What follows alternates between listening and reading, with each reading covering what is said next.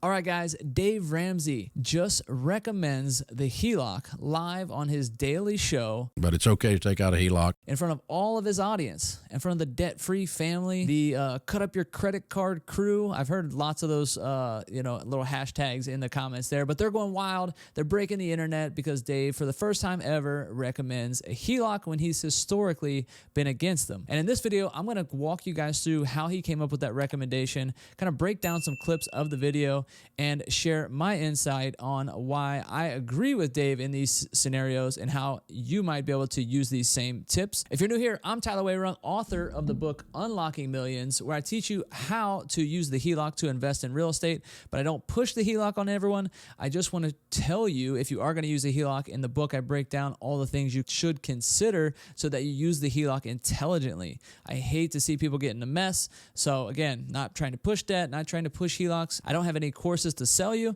other than this book that I make a very small amount on. I wrote it in hopes that it helps you. So with all that, let's go ahead and jump in. Okay, quick backstory here is the caller calls into Dave's show and says that he just got a divorce with his wife and he's required to pay her half of the home because he wants to stay in the home, and he needs to come up with, I think, $80,000. Okay, so he asked Dave, is the HELOC the best tool to pull that money out so I can give it to my wife, pay her off for the house, so now the house becomes mine? And let's jump in and listen to some of the questions Dave comes back with. I was just wondering if there's any other options other than HELOC.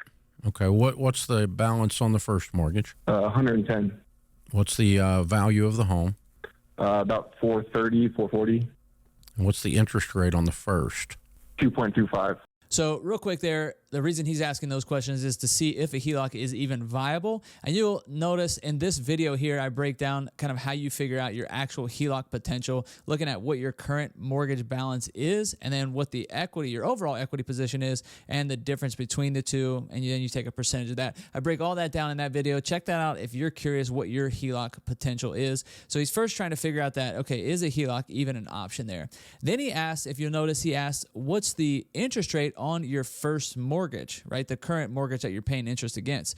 And he says 2.5 or 2.25. Anyway, it's way lower than the current interest rates out on the market right now, which is why Dave did not recommend a cash out refinance to get that equity out of the house.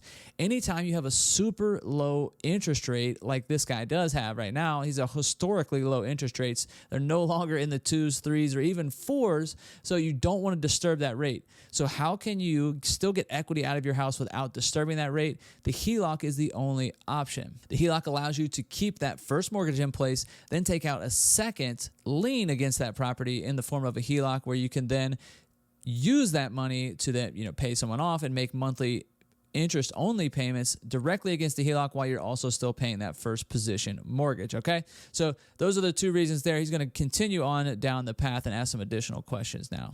So you'd borrow 80 on a HELOC, and you make what? 130. Okay. All right, so I don't tell people to borrow money, but you're already in debt. You're in debt to your ex-wife, and we're going to change that to another kind of debt called a HELOC. And so you're not borrowing money, you're changing the money. You're changing the type of debt. You follow me? Yep. And so, yeah, that's what I would do. The only other thing I could think of is... Did you hear him there? He said, yeah, that's what I would do. Dave recommending the HELOC. He'll do it again here in just a minute, but I want to break down that little segment there around why he says you're already in debt. We're just changing which type of debt that is. And that's something in the book I talk about, where I recommend the HELOC in most cases for a debt consolidation loan versus some of the other ones that are out there. And the reason why he says we're just changing the type of debt and I would do a HELOC is because aside from your primary mortgage or your primary home's mortgage, which is the lowest rate that you can borrow money against anywhere, because banks love lending against the asset type where you have to put a roof over your head and you have to put your family in every night. That's typically, historically, been the last thing that people stop paying on, and unless things get really ugly. You're likely to pay on everything else or stop paying on everything else when things get bad. You can live without a car, but you can't really live without your house. So banks love lending against it, which is why they give you super low rates to do so. right? So aside from your primary residence, a HELOC is the next best thing because you're still lending against someone's primary residence, but you're just doing it in a second position behind that first mortgage. You're in a second position lien holder, which is why ultimately he comes to this conclusion. So in the book, I talk about if you're already in debt and you want to consolidate that, or you want to pull that debt together, you know, if you have credit card debt, auto loan, etc., in a lot of cases, you could pull a HELOC out, wipe all of that high interest rate debt off, and have a lower total interest rate using a HELOC, and then pay that off accordingly. It's not a magic bullet. It's not going to clear up your entire mess. But if you do want to reduce the overall total amount of interest, this especially works well for credit cards because those are up in the teens and even low 20s in some cases, where HELOC's most likely going to be 10, 11. I've seen them up to 12, but you're likely going to be in a much better position there with the HELOC than just about anything else out there on the secondary debt market, which is why I agree with Dave in this scenario. Next, we're going to jump to George and get some of his thoughts here. Stay in the house forever. What you could do is do the HELOC, then list the house.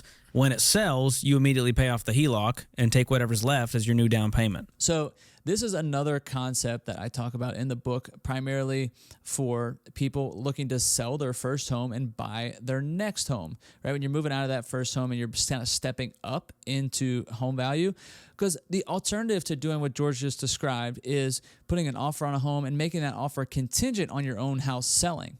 Now, if you have the liquid funds where you could just go ahead and put a down payment down and qualify for 2 mortgages at once, that's fine. You can do that. But when most people, they need that equity out of their first home to put down on their next home.